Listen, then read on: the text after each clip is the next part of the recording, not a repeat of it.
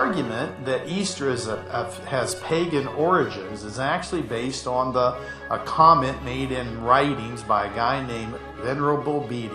He was an English monk, lived in the around the 700s, and his great accomplishment was he wrote the first history of Christianity in England.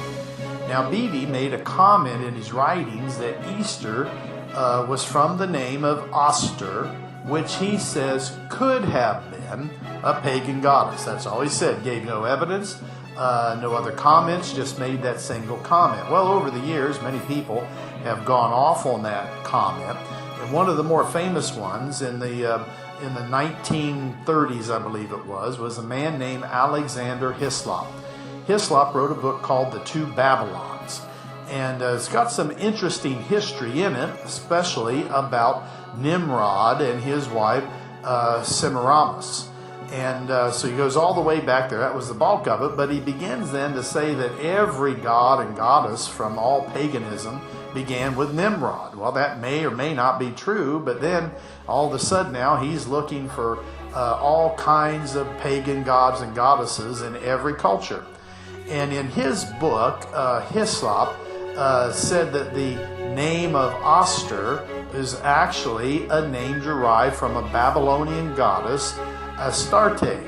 Now, Hislop extended this connection to include goddesses from around the world in time: Ishtar, Ashtaroth, Venus, and many, many others. This logic actually becomes incomprehensible in that he argued that on a phonic basis alone, Oster from ancient Saxony must be the same as Astarte, Ishtar, Ashtaroth.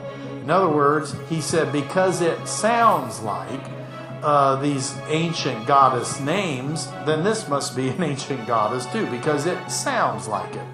Now, my friends, this is a huge leap, because he believed that their relationships were based on the sound of names alone. Friends, this is absurd. We might find many examples of words that sound the same in various languages, but share no common root or meaning, none whatsoever. Easter is from Old English and Old German, the names for the Christian celebration. Easter in English, Ostern in Germany. It is important to know, however, that most other European languages, the name for the Christian celebration, is always derived from the Greek word Pascha, which comes from the word Pesach, which is the Hebrew word for Passover. To say Easter is a pagan god only, not only in reference to Easter being the Christian Passover festival, is absurd. Oster, the ancient English word, is from Old German, from the Old German month of what we call April. The Saxons were from the northern part of what we call today Germany and northern central Europe, and then the Anglos from the southern part, called the first month, which in Latin is called January. The Germans called it Guili.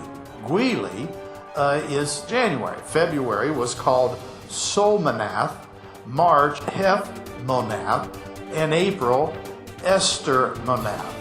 Now, there is no evidence that the earlier Christians adopted a pagan holiday as their celebration. Basically, Oster or Easter was just the name of a month of the year. You know, as Christians, we speak of Good Friday, but we're not in any way honoring the worship of the Norse Germanic queen of gods, Freya, by doing so.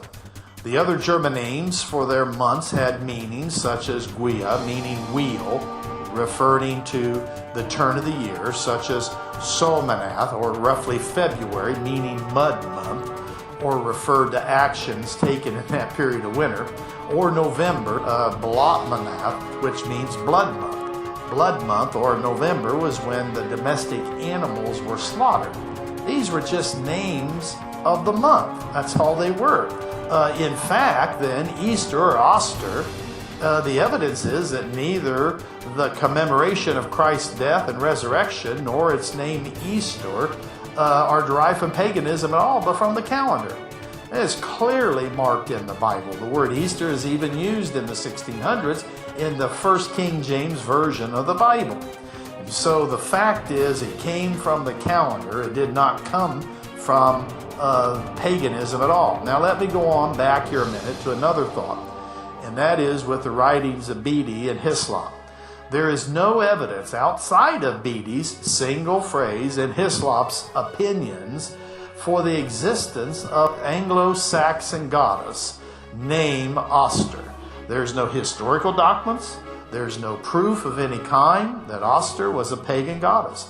There is no equivalent goddess in the Norse or ancient Germanic paganism from continental Europe. The Anglo-Saxon month of Ostermanath simply meant the month of opening or the month of beginnings, which is comparable to the meaning of April in Latin, that the names of both the Saxon and Latin months were related to the spring, the season when the buds open. So April and Oster are the season when the buds open. Easter is talking about the springtime, but specifically it's talking about our Christian celebration. Also, here's another absurdity. There is no evidence for a pre-Christian era festival in the British Isles in March or April at all. In other words, they didn't have any festivals in March or April in ancient Britain that they converted into the modern day Easter celebration. My friends, the Christian title Easter in ancient times essentially reflects a general date on the calendar. Later, as Great Britain became Christianized, the word began to represent the Christian Jewish Pascha festival or Jewish Passover festival, not having ever been renamed in honor of a supposed pagan deity.